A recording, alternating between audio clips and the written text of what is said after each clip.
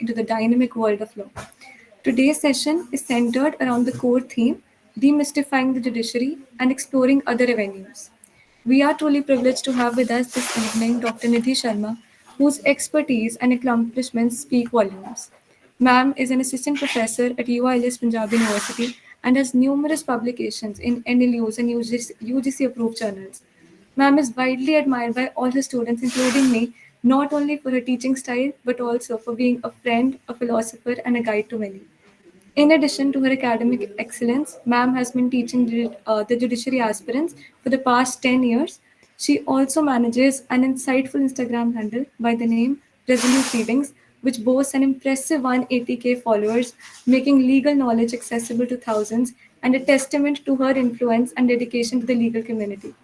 Without further ado, let us commence this enlightening session. I now invite our esteemed speaker, Dr. Nidhi Sharma ma'am, to take the virtual stage and share her invaluable insights with us. Thank you so much, Trisha. That was quite a generous introduction. I'll have to think over whether I'm even worthy of those words. I hope I live up to the lecture that way. Okay, so thank you so much. A very good evening to all of you. And like the theme of this workshop says, that, it is a knowledge beyond the books, law beyond the books. Now, the thing is that the topic that I have received is quite interesting in its own way because it says demystifying judiciary. In simple words, it means that how does the judiciary work and how do we can enter the judiciary as being the law students. So that is why I have I just thought that the best line that can be used for this is that a journey from your lordship to being a lordship. So I think a lot of students have that dream. They carry this ambition very clearly in their hearts that they one day want to sit on the bench and they want to see themselves elevated as a judge and dispense justice to a lot of people across the nation. However, the biggest challenge that as law students we are facing, that I will not mince my words in saying that we live in a nation where practical knowledge is often given a backseat and the theoretical knowledge takes the forefront in almost all the law colleges, the universities. And it's not just about the subject of law. If we look into the intricacies of any course that we have, the practical knowledge often is ignored.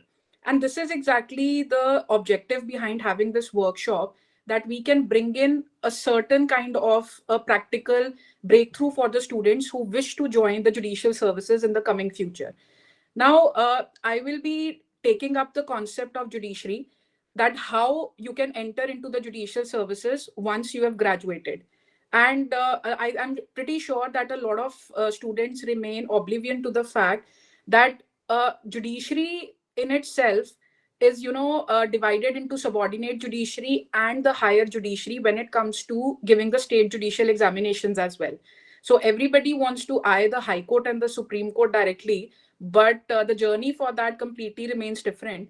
But coming from the state judicial services, the journey is entirely different, the procedure is entirely different.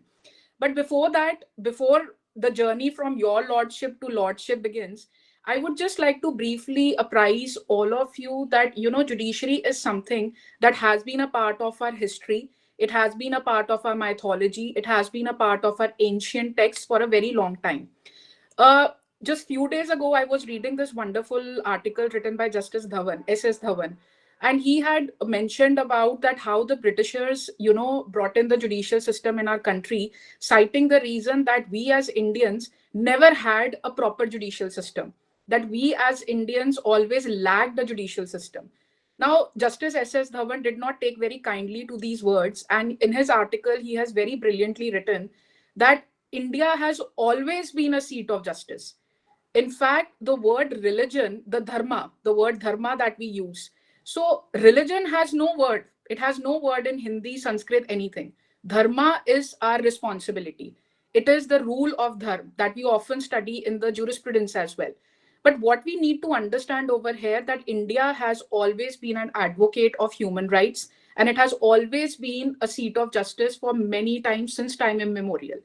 Now, if I take you back to the Hindu texts and the scriptures, so you will be amazed to know that we often hear about Lord Shani and we often hear about Lord Yamraj. So Lord Shani is regarded as the god of justice, and Lord Yamraj, who is regarded as the god of death as well as justice.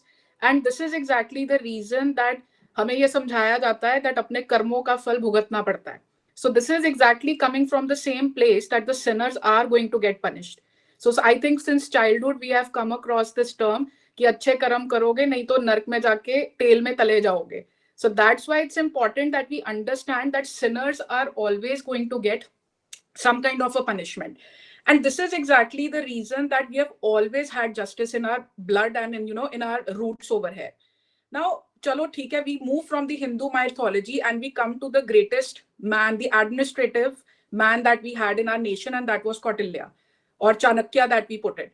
So in his Arthashastra, which is one of the grandest document that we ever had on the administration, he had, as you can see on the screen, he had divided the kingdom into the 4 administrative units.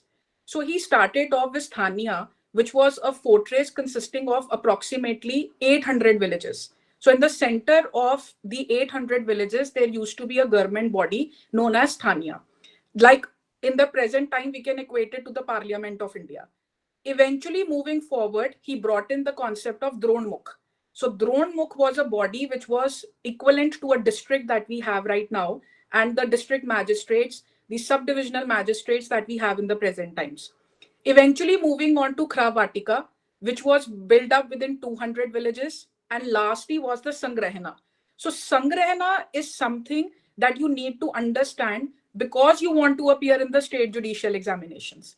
So Sangrahana was a unit which was exactly established in the center of only 10 villages. And in these 10 villages, we always had a law court established.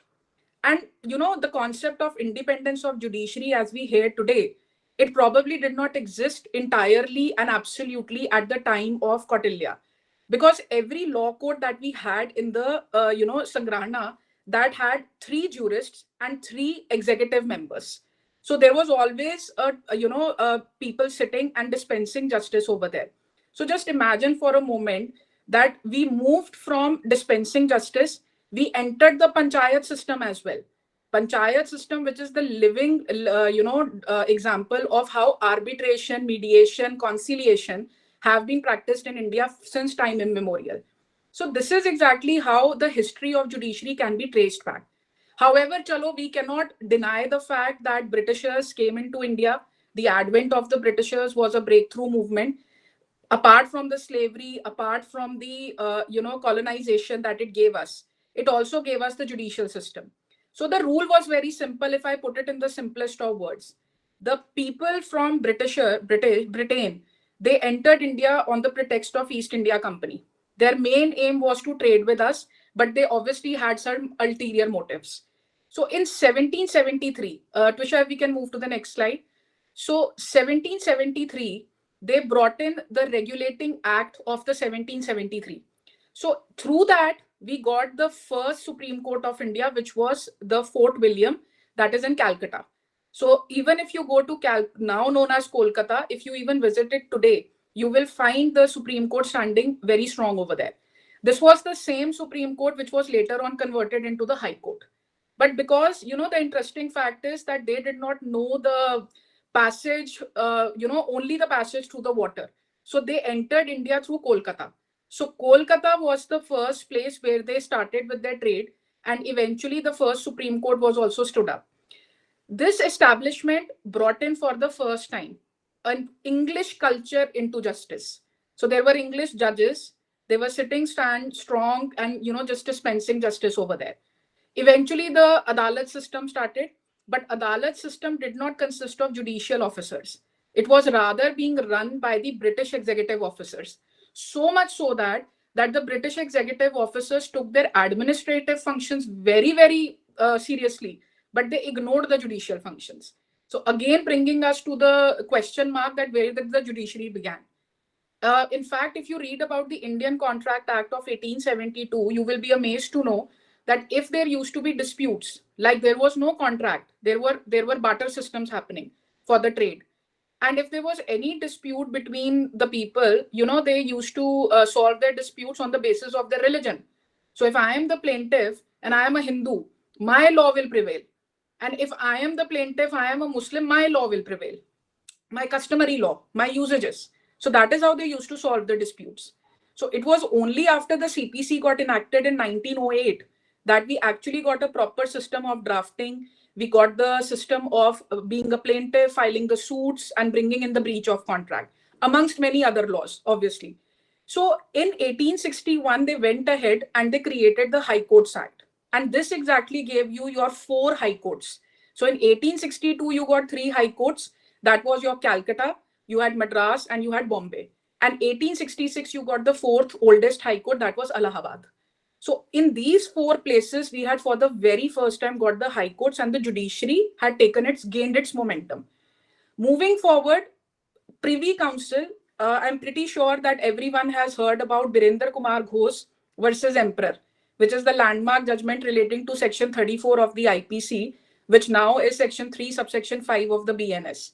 So, in that, if you have ever noticed the citation, because it's one of the famous cases, the citation says AIR 1923 PC. So, PC is the Privy Council.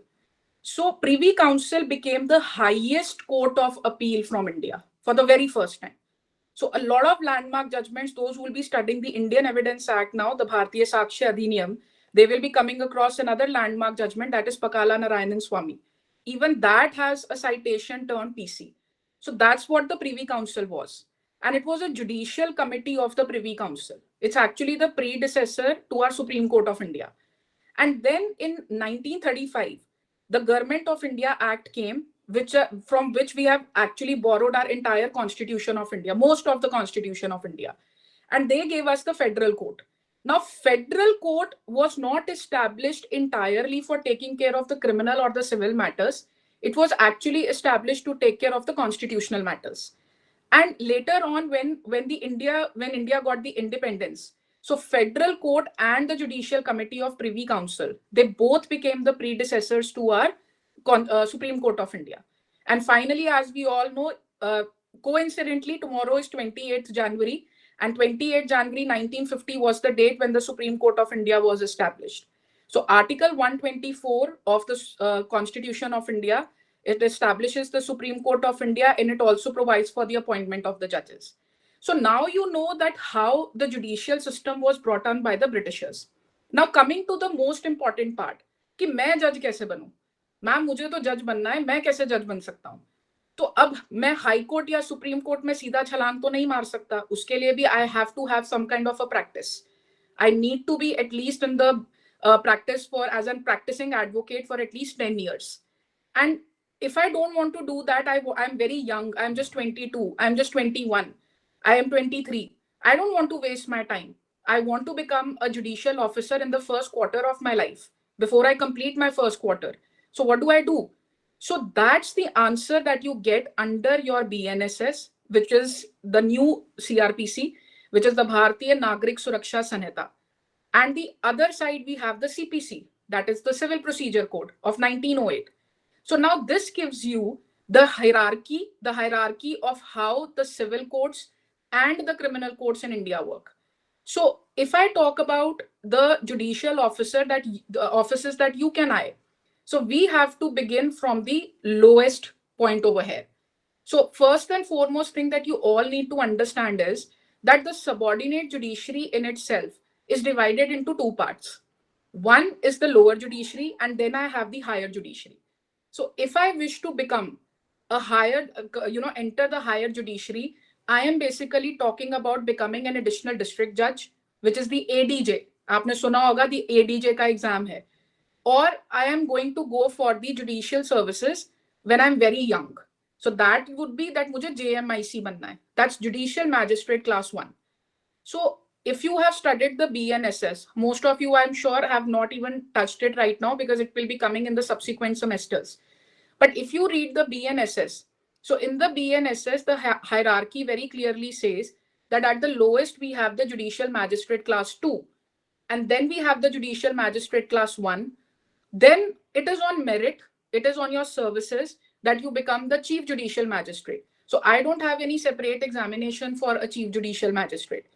I will only sit for an examination of Judicial Magistrate Class 1. That's my job. I have to study for that.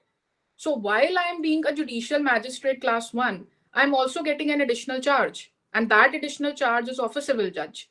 So that's why the designation often comes down to judicial magistrate class 1, come, that's CUM, come, the district, this civil judge. So basically, now the question arises why?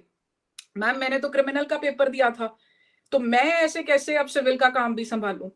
तो उसका एक simple सा reason ये है कि हम एक ऐसे जुडिशियल सिस्टम में रहते हैं जो सिंगल इंटीग्रेटेड है. हम अमेरिका में नहीं रहते.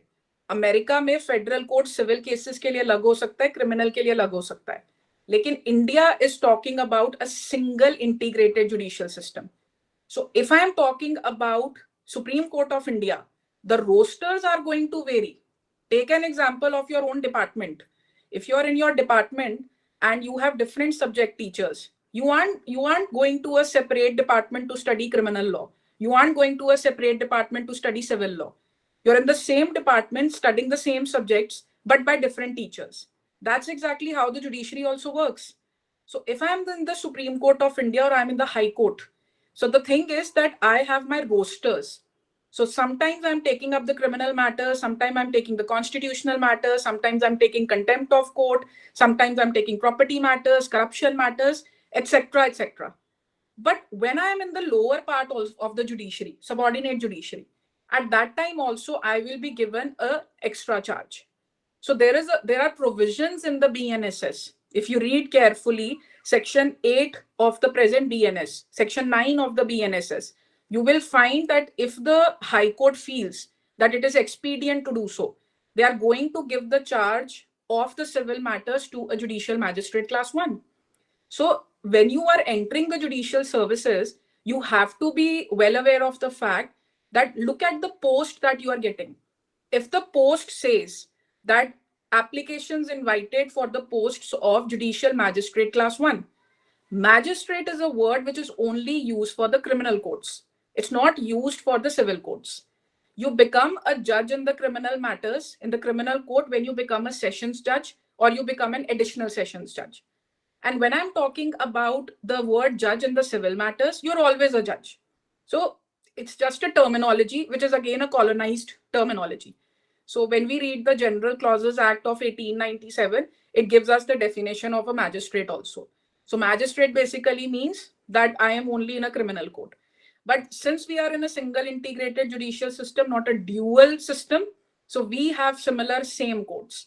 So just giving you a basic example, if you ever get a chance to visit the judicial complex of Sector 43, Chandigarh, so you will see that over there are judicial magistrates, 3 to 4 judicial magistrates. There's just one district and sessions judge. There might be 2 additional district sessions judge because the law allows that.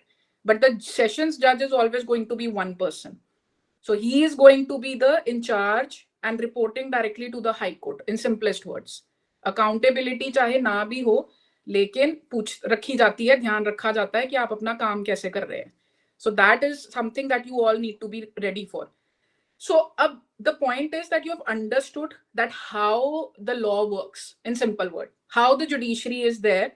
Now coming to the main question, how do I become a judicial officer? Now, before I move to this and to the next slide, there is one question that a lot of students have in their mind. That is, कि ma'am पैसे कितने मिलेंगे? Now, this is something which is intriguing to a lot of students. So I decided that I'm going to address this question in the beginning part only. कि चलो theoretical part पे तो आते हैं कि बनते कैसे हैं, कि सबको पैसे बहुत जानने हैं.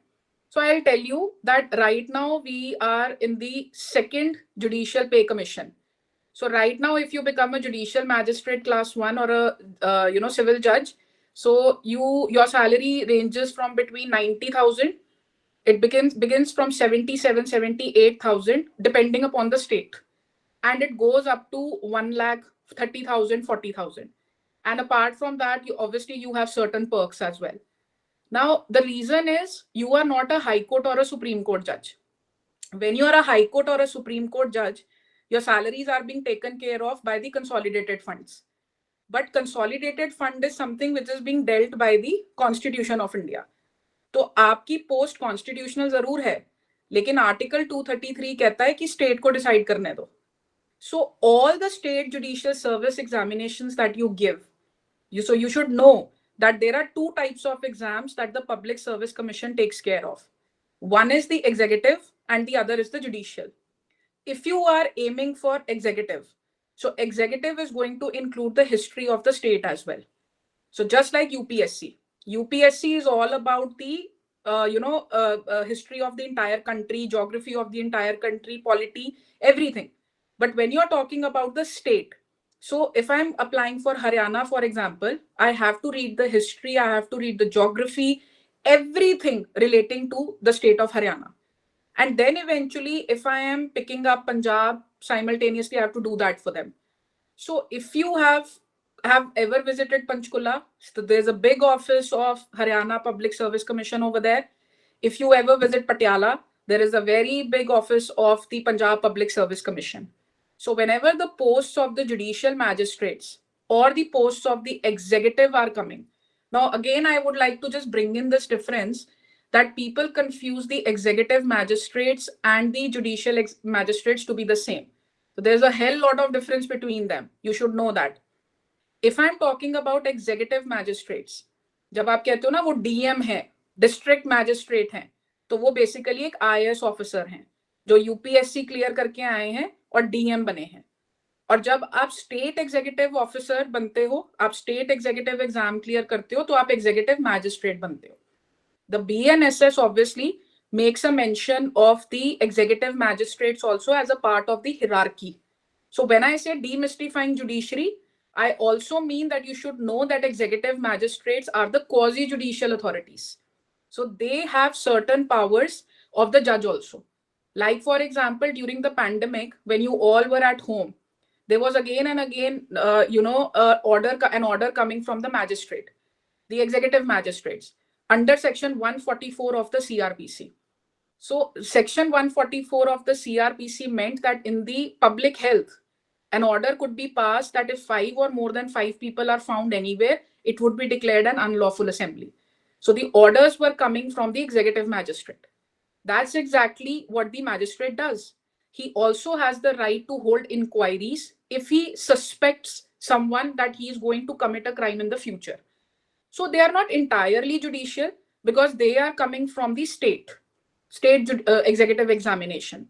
But when we talk about them under the BNSS, they fall in the hierarchy of the courts. So hierarchy of courts आप पढ़ोगे उसमें उनका mention है that they are also a part of the courts only because they have certain powers of conducting an inquiry, which is very similar to a judicial proceeding. And they have certain powers and given to them by the law. So you also have that option. So it's not just judicial examinations. You can also appear for the executive examinations. But executive examinations include a much wider syllabus. But when you talk about the state judicial examinations, it only consists of a concise material. So that's why the screen that you can see, it's a three-tier procedure. I give the prelims, I give the mains, and I appear for the interview. So when I begin with the prelims, so prelims means 12 to 13 subjects, similar for every state. And some of the minor laws would be included. Like for example, when you study Transfer of Property Act, it is a part of the syllabus of Punjab, but not a part of the syllabus of Haryana. Then there is, for example, the Negotiable Instruments Act, which talks about the dishonoring of checks. Now that is included in the Himachal Pradesh judicial examination, but not in Punjab and Haryana. Then there are rent laws, which are specific to that particular state. So those laws, customary laws for that matter, there are a lot of customary laws. What if you are given the charge of a family court sometime later? You should know what are the customary laws. So customary laws, minor laws are going to be separate. So prelims is the first thing. Twisha will share a PPT with you after this class because I've made, and I'll share another document with her which gives the syllabus of every state, that how it works.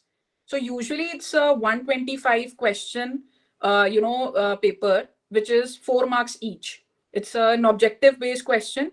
125 questions होते हैं, हर question के 4 marks हैं और negative marking है 1/4. तो अगर आप negative marking में चले गए तो आपका सारा का सारा वहीं पे चांस खत्म हो जाता है. So this is the first and the foremost thing that you need to remember. And when I talk about giving the prelims, you don't have a choice. It is not a semester examination. Let's get it very clear. Semester examination has given us an idea. Let's buy some kunjis in the end and let's just रट्टाफाई करते हैं उसको और paper दे आते हैं. 4 chapter छोड़ भी देंगे, बाकी के 4 क्वेश्चंस तो कर ही लेंगे. Judiciary is not about that. Judiciary is all about understanding every law. Anything relating to cramming has nothing to do with judiciary. In fact, anything related to cramming has nothing to do with education at the first place. It is all about understanding. So the more you read the Bare Acts, so this is where the difference between your semester examinations and your judicial examination lies. During the preparation of judicial examinations, I have to stick to the Bare Acts. The rule is very simple. If tomorrow I have an objection on one preliminary question and I raise an objection and I say that nahi iska answer ye nahi, aapne answer key mein galat diya hai. So how are they going to deduce the right answer from the Bare Acts? Judgments may vary in different high courts. I will only look into the Supreme Court judgment. I am not going to look into the state judgments because my state is Punjab. You are citing a judgment of Maharashtra. How can that work? So at the end of the day, it is the Bare Act which I'm going to open, nothing else. So that's how important the Bare Acts are. So if you wish to crack the judiciary, listen, it's a very simple rule. It's not about the gadha mazduri. कि गधा मजदूरी नहीं करते, smart work करते हैं. और smart, क्योंकि एक बार आप जज बन जाते हो ना, तो फिर सारी जिंदगी आपने पढ़ना ही है, फिर तो आपके पास कोई चॉइस ही नहीं है. You have to study for your entire life. But when we are planning for any competitive examination, we have to do smart work. And the smart work very clearly says that I have to ensure I'm sticking to the Bare Acts. I'm reading the pages of the index at least twice in a day. I pick up 2 laws, 3 laws, and I read their index pages every day. Why? Because I need to know कि कौन से section में क्या है. They can ask me anything in the preliminary examination. They can ask me anything in the interview.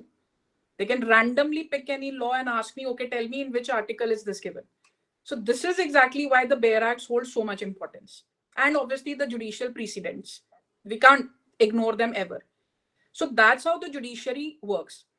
Anyone who is planning for the judicial preparation, this is the most incorrect approach if you feel अभी pre की तैयारी कर लेता हूँ, बाद में mains की कर लूंगा.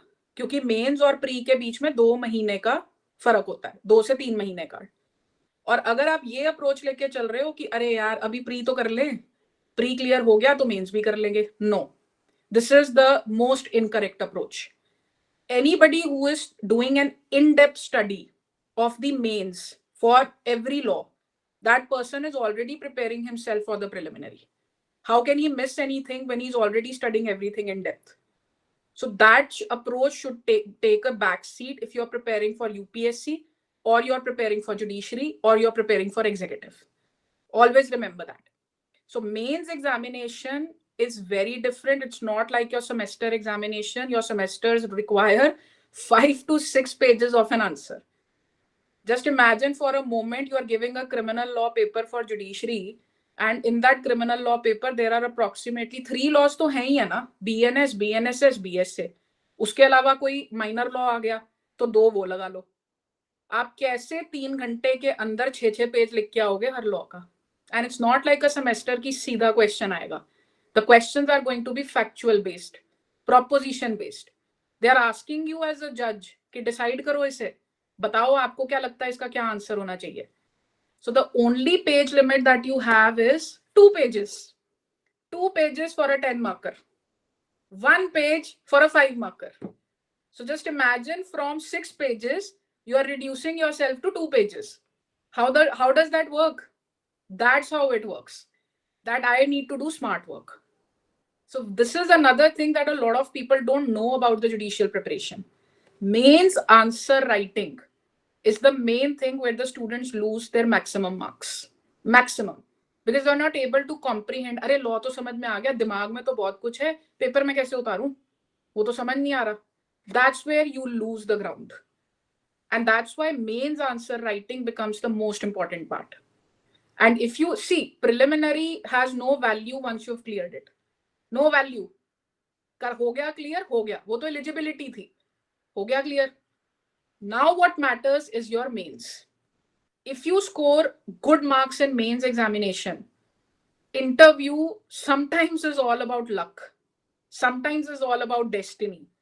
But if your mains examinations are on point, nobody can stop you from becoming a judicial officer. Recently in Haryana, for the mains examination, so there are, Trisha, we can move to the next slide. I would like to tell them the 3 kinds of papers that we have. Okay, yes, next. Prelims के बाद भी mains पे आ जाते हैं. Mains पे आ जाते हैं. हाँ.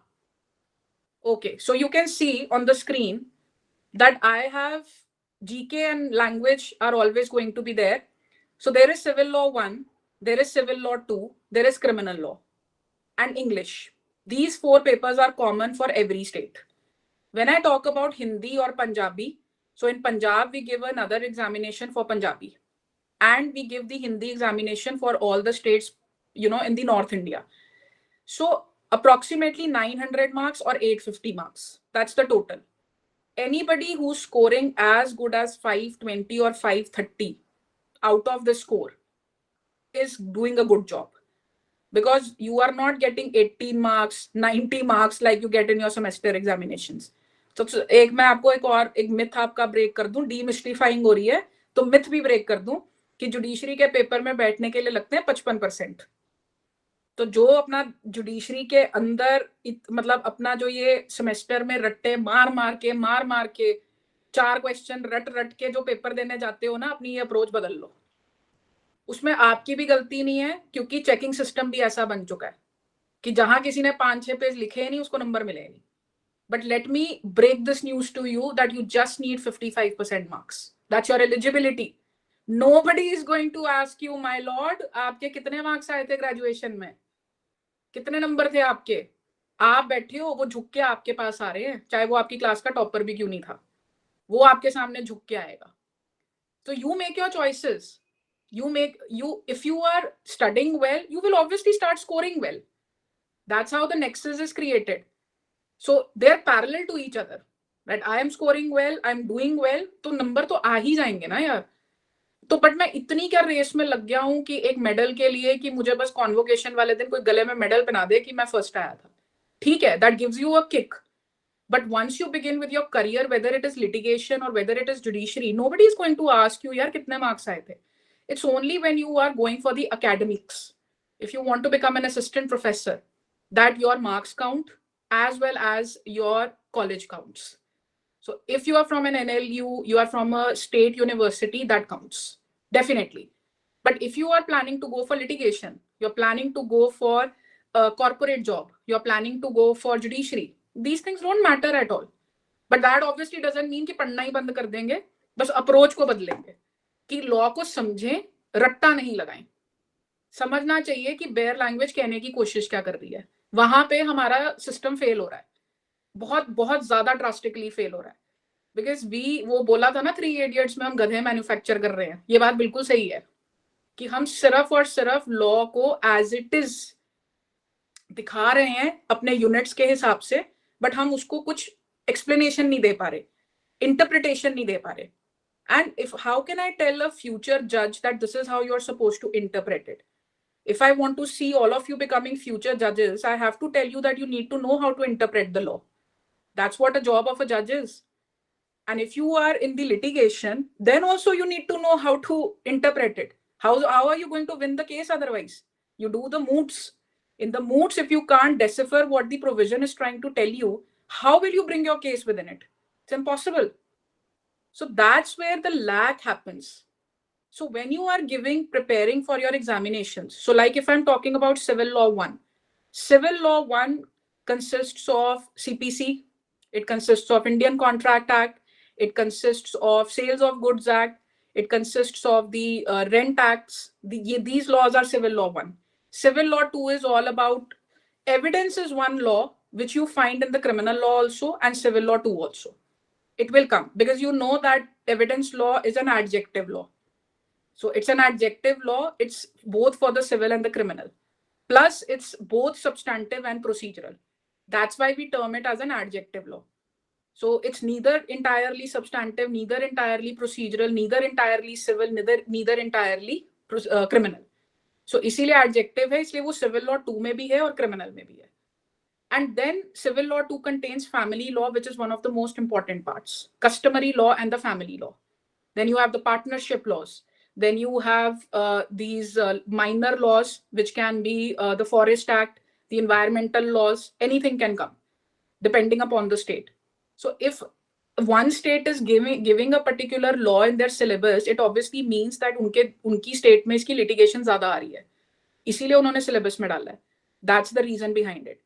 And finally, criminal law. So criminal law is all about the 3 important laws. And apart from that, you have the certain minor laws. Like in the state of Rajasthan, they give a lot of minor laws. They even give the SC/ST Act.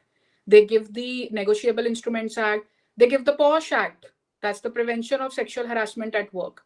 Then they give the laws relating to women, like the POXO, the Children Act. Then they have the Sexual Harassment Act. A lot of laws, minor laws. And then you have English and Hindi. And ये इसको समझना मत कि Hindi English Punjabi बड़ी आसान होती है. ऐसा बिल्कुल नहीं होता. नंबर बिल्कुल नहीं मिलते. इंग्लिश में वो ऐसे चाह रहे हैं कि भाई जेन ऑस्टिन ही आ जाए ऐसे लिखने के लिए. वो वैसा आंसर एक्सपेक्ट कर रहे होते हैं जुडिशरी लेवल पे. So that's why we have to be very well versed with the languages also. People ignore the languages. Don't do that if you're preparing for judiciary. You should have at least one class of every language every week, so that you're well versed with the k, kh, a, b, wherever you have to put it. Got it? So this is the routine pattern: civil law 1, civil law 2, criminal law, and the languages. So total is usually 900 marks, or it is usually 850. Rajasthan is the only state which has a total of 300. So they don't have a very large number, and their pattern is also very different. Like they give you 2 marker, 3 marker, 4 marker, 6 marker. And the most interesting part about Rajasthan is they give you the drafting as well. So you have to draft a case, and you also have to frame the charge sheet. So that's another kind of a questions they give you. Punjab, Haryana have simple questions, but Haryana and Delhi, to be more clear, they give a lot of proposition-based questions. So till the time you don't know the law, it's not going to be possible. So this is all about judiciary. Now there's another field that I would suggest everyone. एक और avenue है जो बहुत लोगों को पता है, सुना है, but कैसे work करता है. And that is the avenue of becoming a public prosecutor. So public prosecutor, let's take it very simple way. When you talk about the Supreme Court of India, the first law officer is the Attorney General of India, who's assisted by the Solicitor Generals. So when we read the newspaper, often we come across the name of Mr. Tushar Mehta. So we know that he's the Solicitor General. Then we come across the name of Venkata Ramini. So he is the Attorney General. So basically representing the state in the Supreme Court of India. They are appointed under Article 76 by the President for the pleasure, till the pleasure of the President. But सरकारी है. जब हम नीचे आएंगे high courts में, आप सबने सुना है AG office, advocate general, Article 165 of the Constitution. So AG office and Attorney General for the High Court and Supreme Court constitutional posts. But when I come to the lower judiciary, see, crime is a public wrong. The state itself is taking the burden that we will punish this person. Today, if I don't punish him, he's going to commit the same crime with someone else. Let's make it a public wrong, not a private wrong. Let the private wrong be between the plaintiff and the defendant. But let the state take care of the criminal matters. So for that, I need these public law officers. And that's why I have the clear version of public prosecutors. Obviously, you might not have heard the word public prosecutors too often, but you often come across the words like ADA. ADA ke post nikli hai. ADA, DDA, and DA. So at the top, I have the district attorney. Then I have the deputy district attorney. And finally, I have the assistant district attorney. So that's the post ADA. So you appear for ADA. You appear for DDA. So DDA again is equivalent to a higher version of public prosecutor. And how do I become an ADA or DDA? Like, for example, for judiciary, you need no experience for the lower judiciary. You are as young as 22, you're appearing for the first time, and you might crack the exam. You might become a judicial officer by the time you have turned 23. That's because no experience was required. But for that, we need to send you for training, Chandigarh Judicial Academy, so that you can understand the nuances that how the judiciary actually works. But if I am to become an advocate, and that too for the government, representing the state, representing the victim in the criminal matters, then I have to have some experience at the bar. So if I am appearing for ADA, I need to have an experience of approximately 7 years, 5 years, depending upon the state which is coming with the notification. And 7 साल का मतलब ये नहीं होता जी register करा लिया bar association में, licence मेरे पास है, मैं तो रजिस्टर्ड हूं. इसका मतलब ये है that your name must be in the cases. You must have fought certain cases, represented your clients. So that's how you appear for ADA. Now, just few years ago, ADA did not have any exam except for preliminary. Sometimes they used to hire on the basis of interviews only. But now the procedure seems to be changed. The state wants the best for the public prosecutors as well. So now the same pattern of prelims, mains, and eventually the interview moves for the ADA and the DDA also. And just parallel to this, you also have the examination of becoming a public prosecutor for CBI. So Criminal Bureau of Investigation. So you all have heard about CBI, तो उसका exam अलग से होता है. So ये भी एक option है आपके पास. एंड इसका स्कोप तो और नैरो हो गया बिकॉज इसमें 5 ही सब्जेक्ट्स आएंगे. You will have only the 3 criminal laws, you have the constitutional law, and finally you have the CPC. These are the only 5 laws that you need to know, and general awareness. So this is another career option that you people can have, which is just parallel moving. So if you are preparing for judiciary, always keep your eye on the posts which are coming from ADA and DDA also.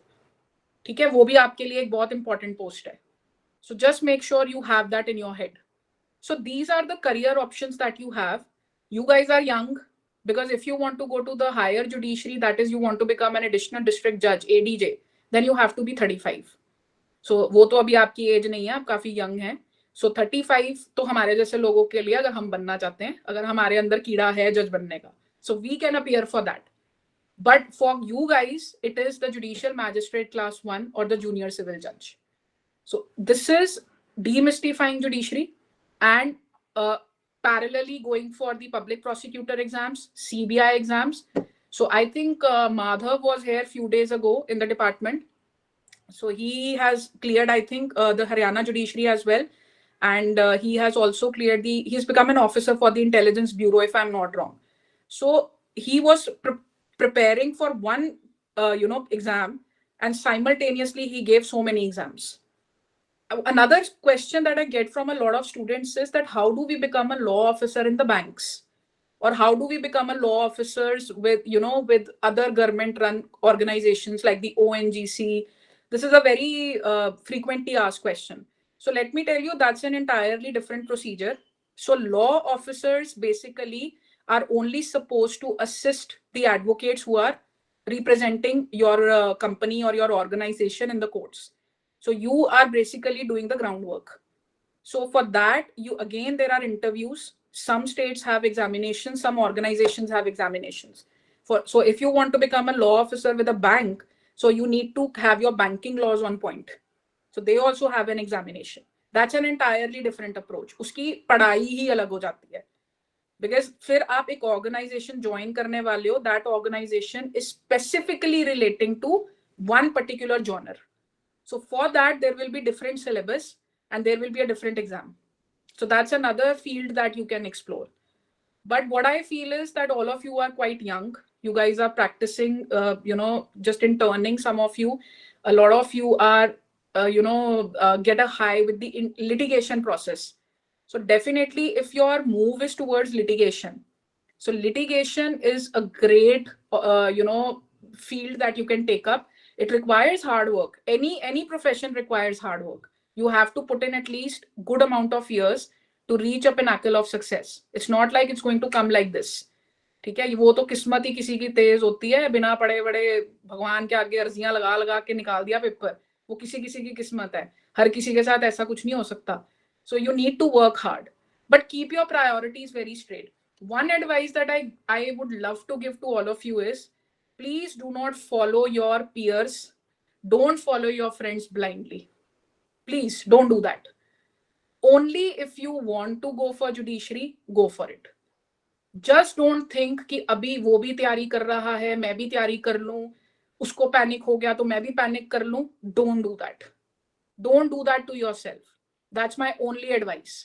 Go for judiciary if you wish to become a judicial magistrate. Don't just blindly follow what your friends are doing. Do not waste your parents' money. I'll be very clear with that. Do not waste your energy and do not waste your resources. Don't do that. Because if you don't want to become a judge, why are you doing that? Because becoming a judge requires a lot of hard work. You have to put in 7 to 8 hours every day. Every day. And आपको time देना पड़ेगा इतना, क्योंकि इससे कम में बात बनेगी नहीं. यूपीएससी तो 16 घंटे मांगता है, ये तो फिर जुडिशरी है तो मैंने 16 से 8 कर दिए कि चलो आपका जो कंटेंट है, जो सिलेबस है, बहुत कंसाइज है. But don't do this just because everyone else is doing. Keep your priorities very clear. Litigation takes more time as compared to judiciary, definitely, because especially if you're a first generation lawyer, and you know, the stakes are not at your end. So that's the reason that a lot of people give up on litigation. But let me be very very clear that if once you have started with litigation, a lot of people love that. So you will start getting a lot of good vibes about it, and just requires more hard work as compared to. And don't think कि judiciary crack हो जाता है तो life बहुत आसान हो जाती है. Definitely आपका एक status को हो जाता है, but judicial officers have a lot of work to do. Look at the litigation in our country. They have to listen to at least 120 to 130 cases minimum every day. So when you read the BNSS, all the procedures they are describing, everything goes with the judicial magistrates. So it's not that simple as you think. Okay?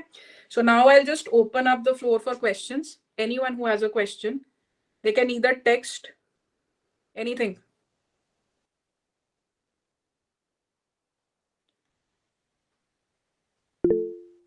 सारे बहुत intelligent लग रहे हैं मुझे. किसी okay. Yes Radhika, you can unmute yourself. Good evening, Good ma'am. evening.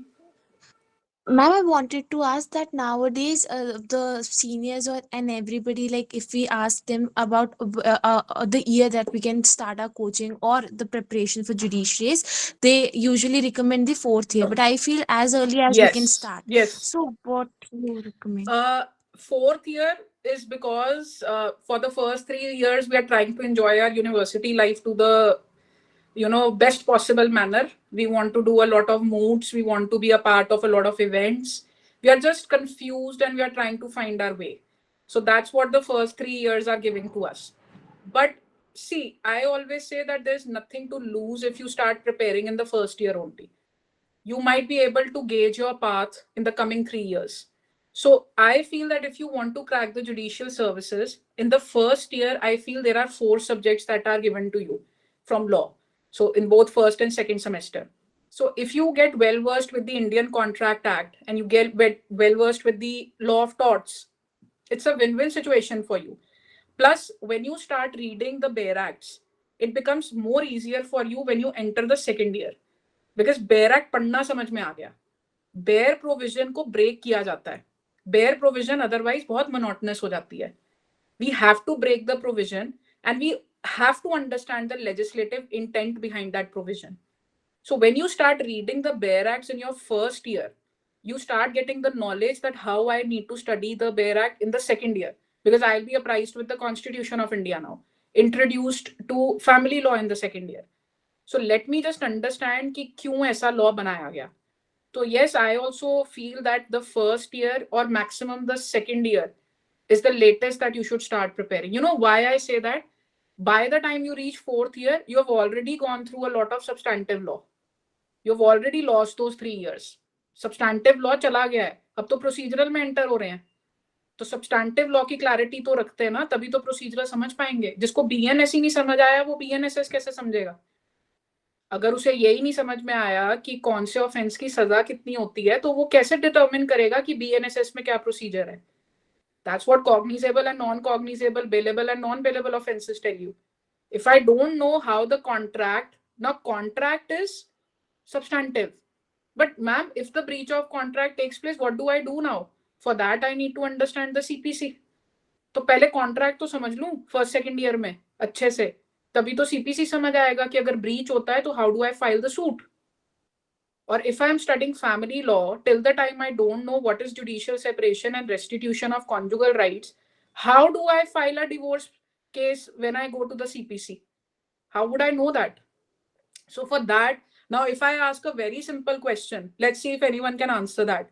So ठीक है, अब छोटा सा एक ट्रिविया है एक ही क्वेश्चन का.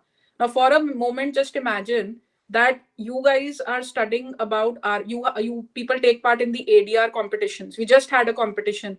So arbitration, mediation, conciliation, or negotiation, these are the four major modes of peaceful settlement of the disputes. So, and this is the time when nobody wants to go to the litigation, nobody wants to take that recourse. Now, can anybody tell me in the Indian Contract Act, where is it mentioned? Any one of you? It is mentioned in the Indian Contract Act, and I think most of you are from the first year or eventually second, third year. Anybody?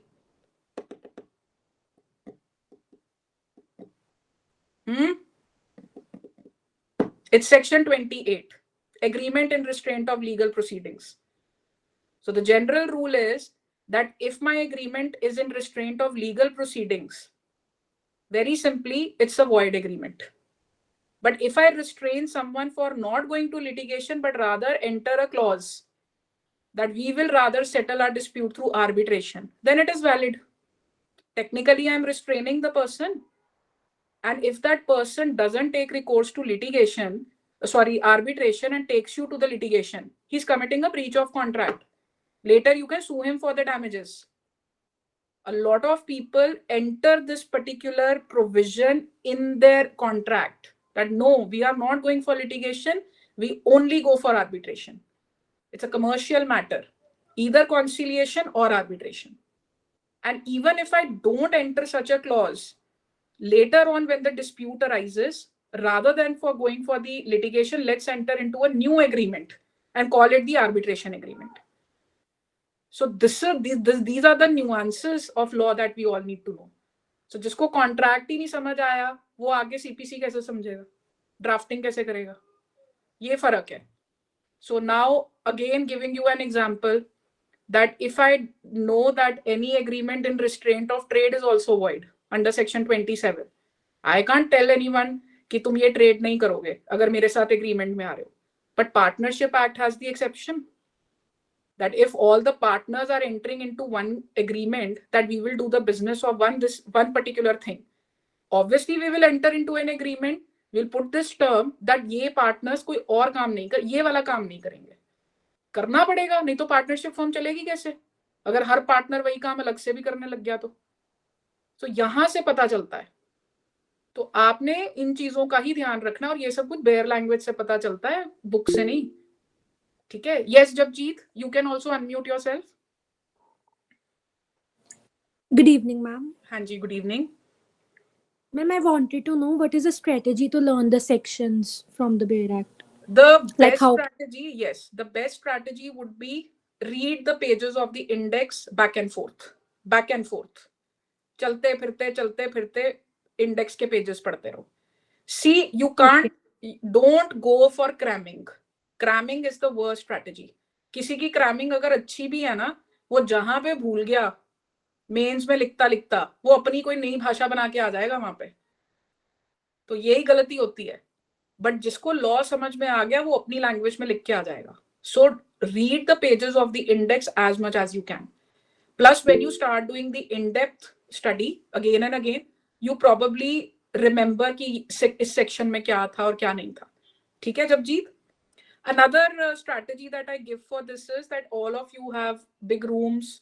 If you're in the hostel also, I usually tell my students to use the stick-ons, जो sticky notes होते हैं. तो sticky notes पे चलते फिरते sections लिख लो, जो prominent sections हैं, उसको दीवार पे चिपका लो. जब तुम आते जाते जाओगे, जैसे हम लव लेटर पढ़ते हैं ना, देखते रहते हैं, याद रखते हैं, वैसे ये भी याद हो जाते हैं. Because the human brain is that way. The more we discuss, the more we read again, see again and again, we tend to remember that. We don't forget it easily. So that's another strategy I give to the students. Yes, Rajat. Ma'am, unlike UPSC and these exams, I think judiciary, what I have heard is judiciary exams do not occur every year. They are Yeah. not organized every year. Yes. So, like, is that a con of the exam, or You are how asking should me we a deal with it? political question now, Rajat. No, but yeah, Yeah. it is understood I very well understand. that The thing is that, see, the difference lies in the establishment of the bodies. When we talk about the UPSC, it's a constitutional established body.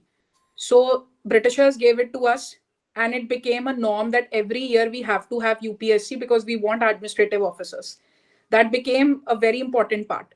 कि country को चलाने के लिए ministers नहीं, ये officers चाहिए. Lekin when it comes to the judicial services, it entirely depends upon the state governments. So it depends, and the bigger picture is the budgets. So conducting an examination requires money. So if, for example, I have been allocated a certain budget, so that depends, number one. Second important thing is the requirement. If I already have a lot of judicial magistrates, why do I need more? So the notification might not come that year. Another important thing is that we have been taught about judicial magistrates class 2. But per se, that post doesn't exist in a lot of places. Though it finds mentioned in the BNSS, but it doesn't exist at a lot of places. The reason is simple. A judicial magistrate class 2 can, award a sentence up to 1 year and give a this fine up to 10,000. And a class 1 can award a sentence up to 3 years and give a fine for up to 50,000 rupees. Now under the BNSS. अगर मुझे JM class 1 ही 50,000 की fine में और 1 साल की सजा में मिल रहा है, तो मैं JM क्लास 2 क्यों उठाऊं? क्या जरूरत है मुझे? उसी से ही सारे काम कराएंगे हम. तो ये भी तो अप्रोच है. तो budgeting and requirement, these two things play a very big role. So like Himachal has come out with its notification this year. Haryana. Another thing about Punjab and Haryana is that right now Punjab is training its judicial officers right now in the 43 Academy. Once they complete their training, then the Haryana judicial officers will go, who have just cleared the exam, because we have just one academy for Punjab and Haryana. So till the time those Haryana people don't complete their training of 1 year, we can't get the posts coming out. But Punjab की निकल जाएगी, क्योंकि जब तक पंजाब की post notification आएगी, वो post निकालेंगे, तब तक हरियाणा की ट्रेनिंग खत्म हो जाएगी. फिर जब पंजाब वालों की खत्म होने वाली होगी तो हरियाणा की भी निकल जाएगी. This is how it works. So it's just a pattern, a judicial pattern, that is a state run executive decision how it is working. ठीक है, got it? ma'am, is that beneficial? Like, I know that focus is important while preparing for a government exam, but the common subjects of both these exams, should one prepare for both of them side by side, or just focus on one of them? Which with UPSC you're talking about? Like either UPSC or the state executive exams, other than judiciary. See, UPSC is a different genre in its own. It requires a lot of hard work. So if you are preparing for UPSC, I usually don't. It's my opinion that one should focus only on UPSC then. Because, merging judiciary with it, state judiciary with it, is entirely a different thing. A lot of students also make this mistake of opting for law as their subject in UPSC. We should always remember that for UPSC, law is a very extensive subject. It's not like state judiciary.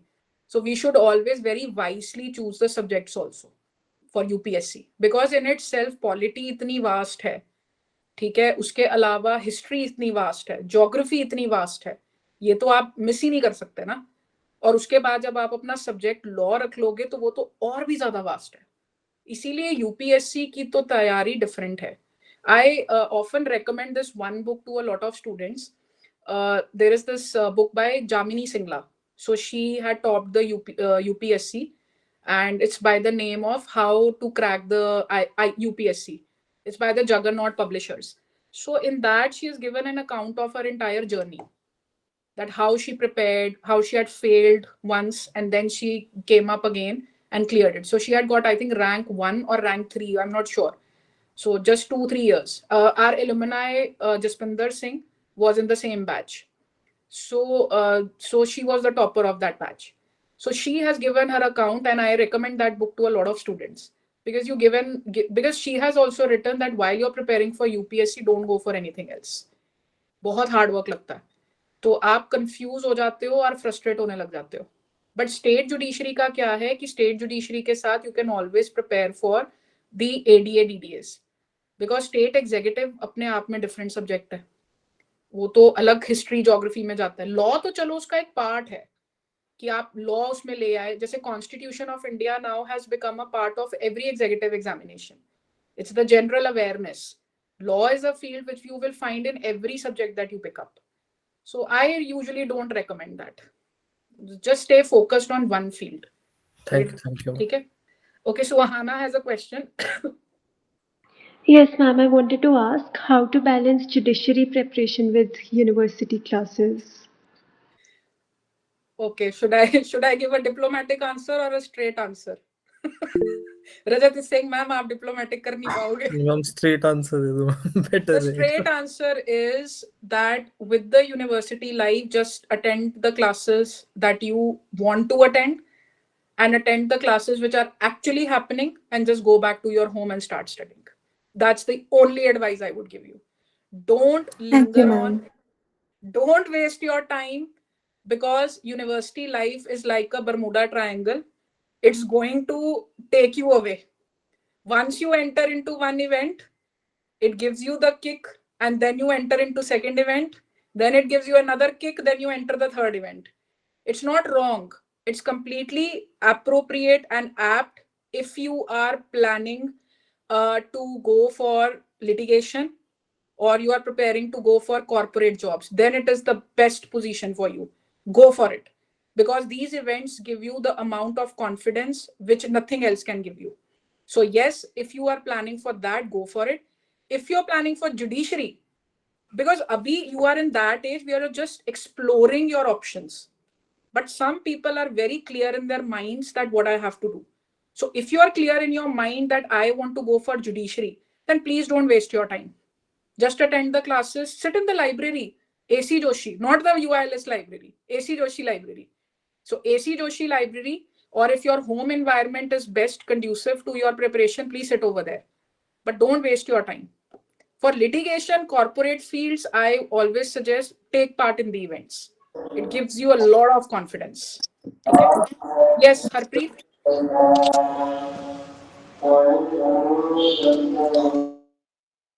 There was another question that I had. It's in the chat box. Written in the chat box, yes, ma'am. Okay, Prashant, I'll take your question. Ma'am, it's Prasha. Prasha, I'm so sorry. No problem, ma'am.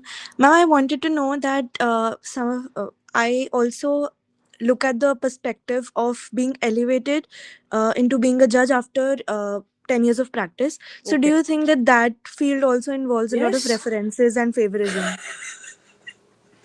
Now she's asking a political question. Ma'am, because I'm a first generation lawyer, so I'll have to think of that as well. I think recently is Faguni here. Faguni, are you there in the meeting?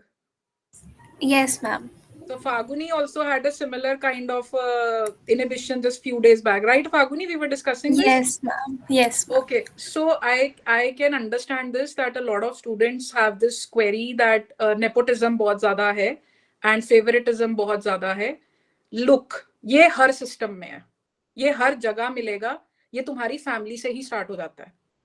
तुम्हारे parents का favourite sibling भी रहेगा, तुम्हारे relatives में तुम्हारा भी कोई favourite relative रहेगा. So this is a practice of human behavior, which is always going to stay.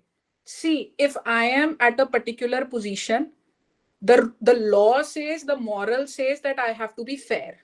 I have to be very fair, because I am in a position where I can change or touch the lives of people. But then everyone doesn't think the same way. This is a world where everything is moving with the references, and it is moving with the the concept of nepotism or favoritism. but I still very ideologically believe, this is my ideology, that hard work always gets recognition. So if I give you my example, I had no favoritism, no nepotism, nothing. I am also a first generation lawyer. There's nobody in my family. Rather, my family is not even that greatly educated. So, but then it's the hard work that pays off. And plus, I also believe that if you work really hard, you do your job very diligently, sooner or later you get the recognition. And you do. There might be extra hurdles for you. There might be, अगर किसी के लिए वो 10 है तो आपके लिए शायद 100 होगा उस जगह तक पहुंचना, वो डेफिनेटली होगा, but the hard work gets its recognition. That's what I feel. So just you are in those age groups where these things affect you immensely. I understand that. I really understand that कि ये आपको बहुत effect करता है और आप लोगों की थोड़ा मेंटली आपको ये थोड़ा सा वीक कर देता है कि why should I do this then, कि क्यों काम करना है. But just go with the flow. Keep doing your work. Keep working hard. It might sound very philosophical, but this is the only truth. See, you accept the fact that I have no references. Accept it. When you have accepted it, then work hard. Simple. है ही नहीं ना reference मेरे पास, तो अब reference तो है नहीं है, तो अब क्या करूं?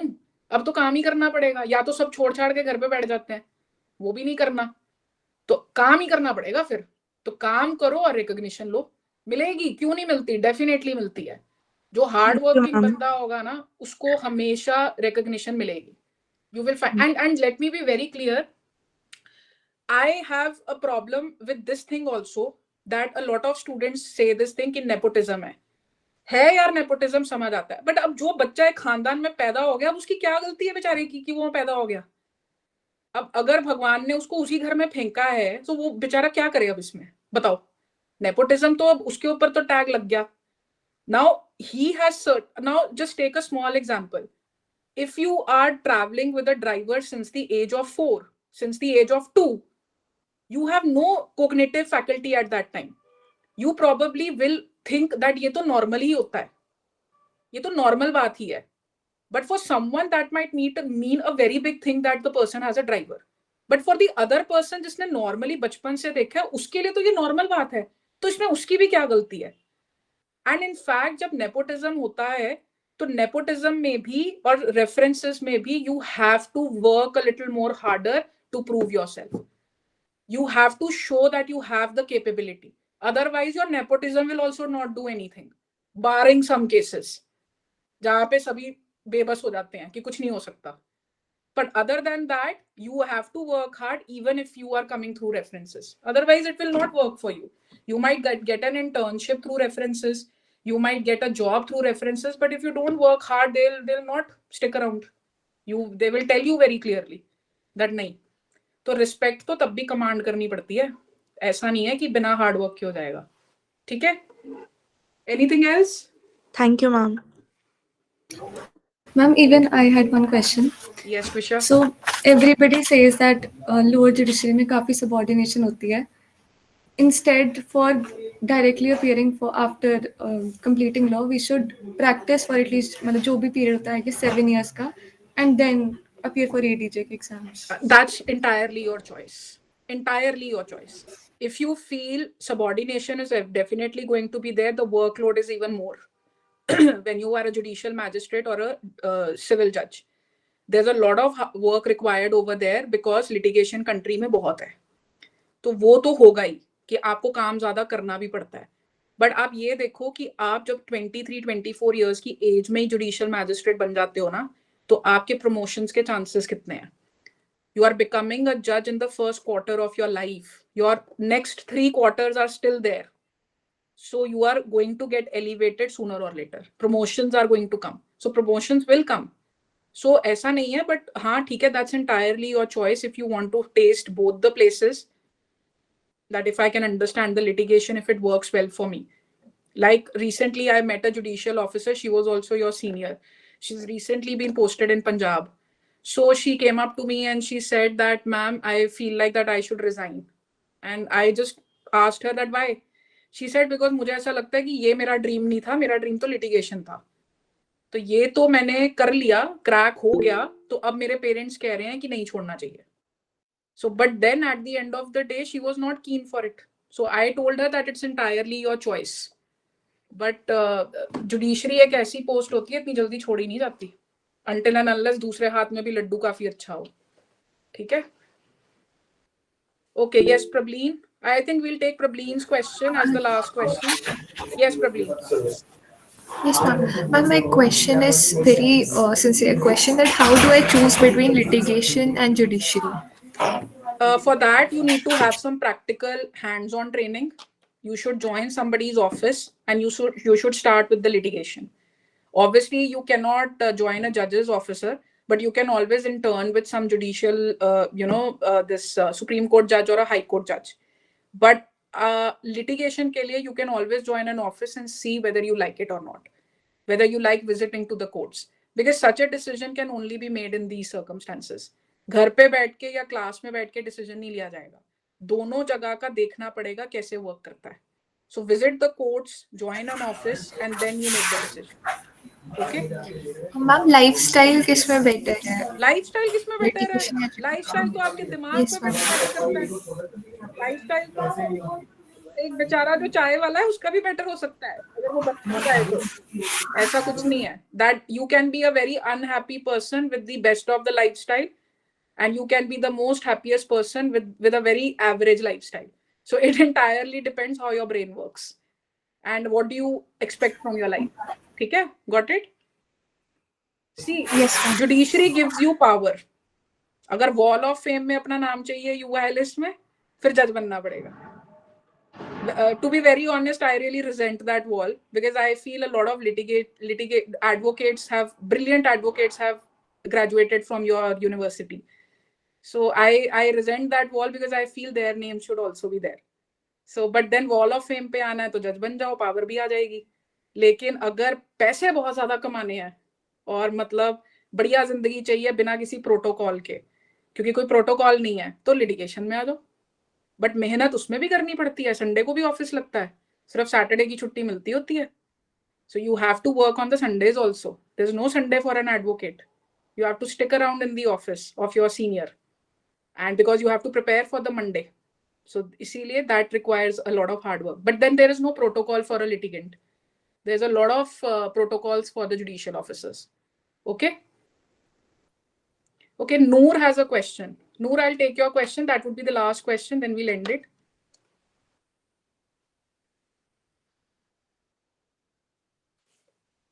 Is Noor here? Twisha, can you just read out her question? She had put it in the chat box. Yes, ma'am. Ma'am, for example, I am a student of 10th SEM and have completed my degree yet, about to complete my degree yet, and the judiciary notifications comes out. So am I eligible to give it Yes. if I get the provisional degree? Yes, you are eligible for Rajasthan when you are in your last semester. That you should know. When you're appearing in your last semester, you are even eligible for Rajasthan. For other universities, the provisional degree works. Yes, you can appear for that. So the even your final semester's DMC works. They just put a note over there that your degree is pending. So later on you can appear for, you can fill the form for the against that notification. Okay, Noor? Okay, I think we'll stop now. So it was a great session with all of you, and I hope I was a little of some help with all of you. So any other question, I think Trisha, you can share the PPT with all of them. I'll also share another document I'll share with you, which tells about the syllabus for every state judicial services, at least in the North India. So they can go through it if they are willing to appear for it. So they can just get a hint that what all subjects come. So it was great interacting with all of you. Hope to see you again. Okay? So thank you so much. Thank you very much. I'll see you soon. Thank you. Thank you so much, ma'am. Thank you so much. Thank